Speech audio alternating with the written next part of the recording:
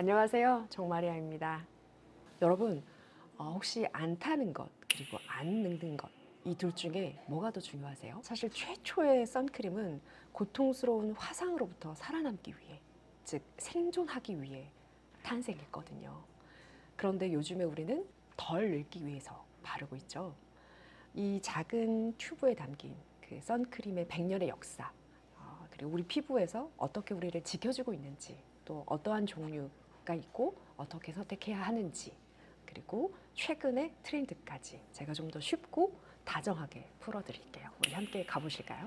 그럼 여러분은 어떻게 선크림을 사용하고 계시나요? 제가 이제 궁금해서 강남역 시민분들한테 한번 여쭤봤어요. 그 결과를 같이 한번 공유 드릴게요.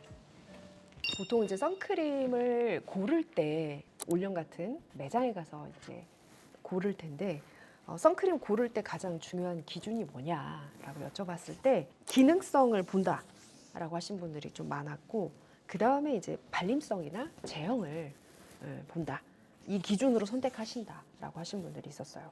이 선크림을 어떻게 바르는지 이제 물어봤는데, 보통 이제 아침에 메이크업 하기 전에 이제 한 번 바른다라는 분들, 그리고 30분 전에 미리 듬뿍 바른다라고 하신 분도 계셨고요. 선크림을 어떻게 지우냐라고 물어봤을 때는 2차 세안을 하신다는 분들이 좀 대부분이었어요. 그리고 1차 세안 또는 물 세안 한다, 이렇게 답을 해주셨습니다.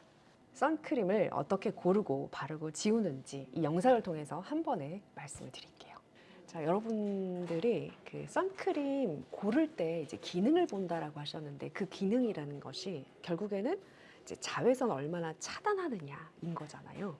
이제 선크림에 보면은 이렇게 수치가 써 있어요. 자세히 안 보신 분들은 모를 수도 있는데, 또 대부분의 여성들은 SPF 50이라는 말을 많이 들어봤을 거예요. 이제 여기 보면 SPF 50 플러스라고 표기가 되어 있고 PA 플러스가 이제 표기가 되어 있는데, 이 SPF가 말하자면 자외선 UVB를 차단하는 지수인 거예요. 근데 이 SPF가 언제 탄생을 했냐? 이제 1930년대로 올라갑니다. 프란츠 그라이터라는 사람이 그 화학자였는데, 피츠부이라는 산을 등반하면서 엄청나게 큰 그 화상을 입어요.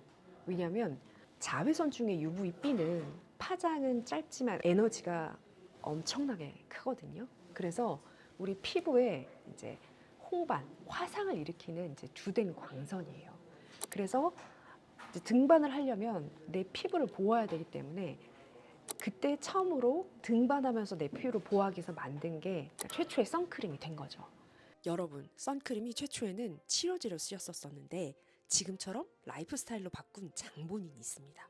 이제 1944년 세계 2차 대전 당시 이제 전쟁을 겪고 있는 이제 군인들도 피부 화상을 심하게 입으면서 그 군인들의 피부를 보호해야 되겠다 해서 벤자민이라는 약사가 꾸덕한 일종의 바세린이죠. 그 석유계 추출물인 페트롤라툼에 붉은색 가루를 넣어서 만든 연고가 있어요. 그게 미국의 국민템인 코파트론의 시초인 거죠. 1950년대에는 이제 해변의 여인들을 위해서 굉장히 사용성이 많이 좋아졌대요. 코코넛 버터나 코코넛 오일을 섞어서 향기롭고 잘 펴발라지는 이제 로션 형태로 만들어서 해변에서 여인들이 피부를 보호할 수 있게 만든 이제 선크림이 되었다고 합니다. 정말 거슬러 올라가 보면 그 1930년에 프란츠 그라이터가 그 피츠부인 산을 오르지 않았더라면, 심하게 화상을 입지 않았더라면, 그 후에 이제 전쟁터에서 그 군인들의 피부를 보호하는 크림을 만들지 않았더라면 이제 선크림의 역사가 또 어떻게 됐을지 모르겠어요. 선크림이 이제 자외선 차단제인데, 이 자외선이라는 게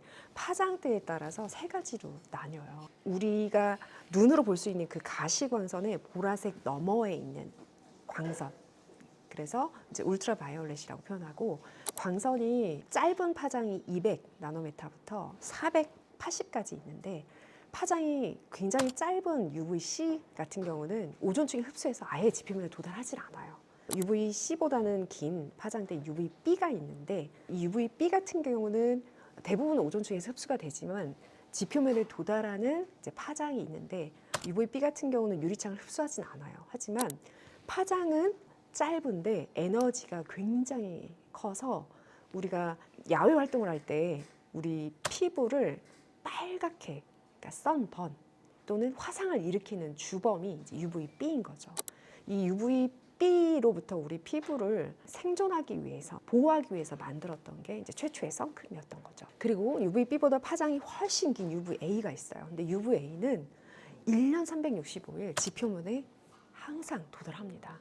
심지어 유리창도 뚫어요. 그리고 우리 피부에 이제 진피까지 도달하기 때문에 우리 피부의 진피를 이루고 있는 이제 콜라겐과 엘라스틴과 같은 그런 탄력 섬유들을 이제 끊어내면서 노화를 일으키는 주범의 광선인 거죠. 그래서 UVA를 차단하는 것이 노화로부터 우리 피부를 보호하는 가장 쉬운 방법 중에 하나가 바로 UVA를 차단하는 선크림을 바르는 거예요.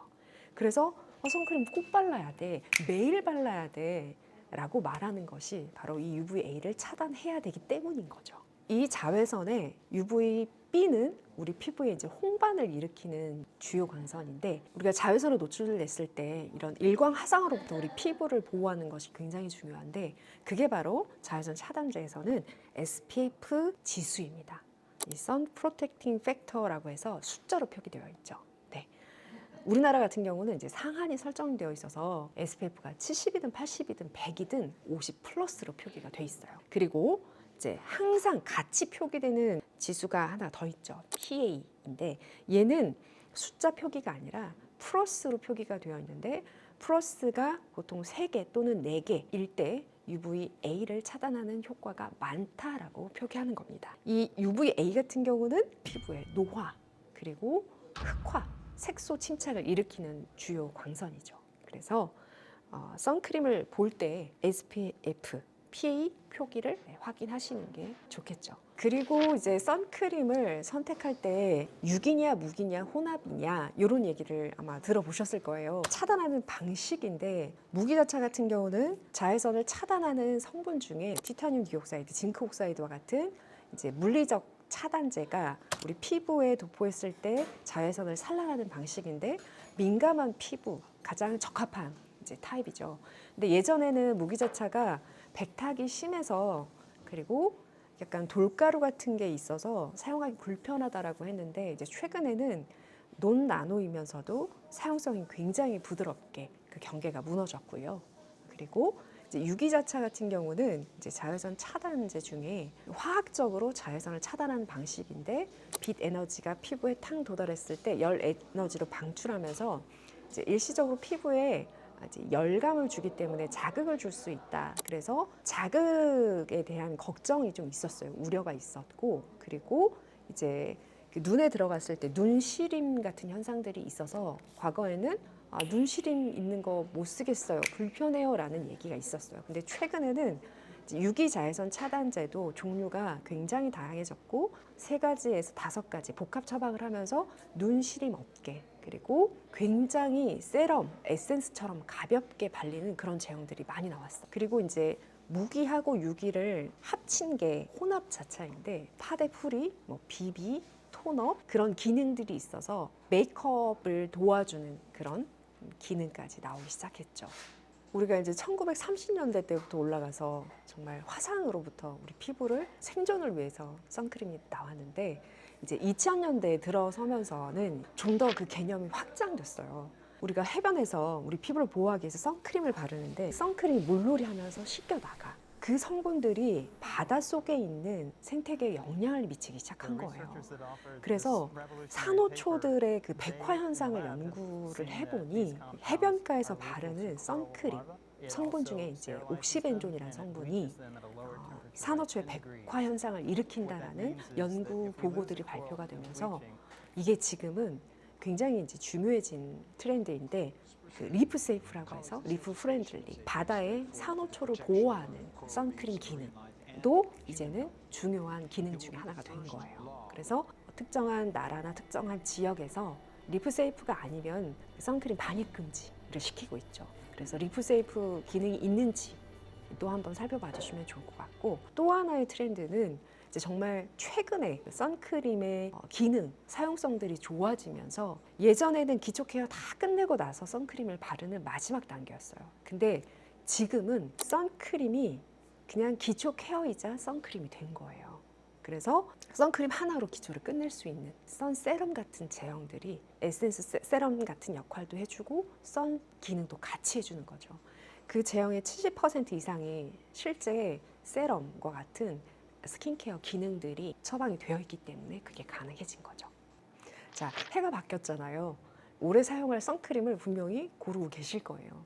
보통은 오프라인 매장, 올영 같은 데 가서 고를 건데 그럼 어떻게 선택을 해야 되냐? 단상자에 보면 이제 그 문구들이 표기가 되어 있는데 내가 민감한 피부 또는 우리 아이가 써야 돼 하면은 무이자차 무조건 추천드리고요. 나는 매일 화장을 해야 되고 선케어 하나로 그냥 모든 걸 끝내고 싶어. 이제 그럴 때는 유기자차를 선택을 해주시면 돼요. 그리고 이제 혼합자차라는 게 있는데 피부에 이렇게 발랐을 때 피부 톤으로 색이 있는 틴티드 선크림이 있어요. 그러니까 뭐 비비크림, 틴티드, 톤업 선크림, 파데 프리 이렇게 표기된 것들은 대부분은 일상생활 속에서 메이크업을 대체할 수 있을 정도로 내추럴한 메이크업을 할 수 있는 선크림이에요. 정리되셨죠? 자, 그럼 오늘은 여기까지. 다음 편에서는 그 선크림을 어떻게 바르는지랑 또 어떻게 지우는지에 대해서 또 재미있는 실험을 통해서 찾아뵐게요. 감사합니다.